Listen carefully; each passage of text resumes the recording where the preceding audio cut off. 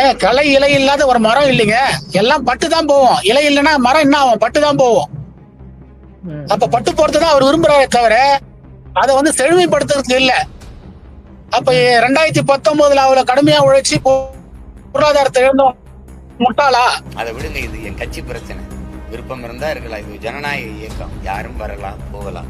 அவங்க அறிக்கையில வெளியிடறதுக்கு பார்வை வந்து ஒருத்தரே நேரடியா சொல்லி தெரியலாம். வெறுப்பின் உச்சமா தான் அவங்க எதையும் பயன்படுத்தாத மனச்சோர்வுல அந்த மன காயத்துல வெளியாங்க.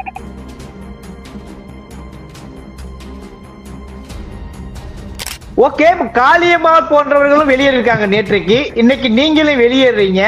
அப்படி உட்கட்சி ஜனநாயகமே இல்லைன்னு ஒட்டுமொத்தமா எடுத்துக்க முடியுமா? ஏன்னா இன்னைக்கும் கூட லட்சம் இளைஞர்கள் வந்து சீமானை ஃபாலோ பண்றாங்க.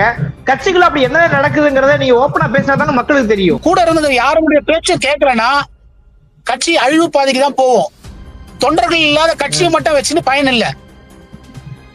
அந்த காரணங்களுக்காக தான் நான் வந்து இன்னைக்கு வெளியேறணும்னு முடிவு பண்ணி வெளியேறாங்க.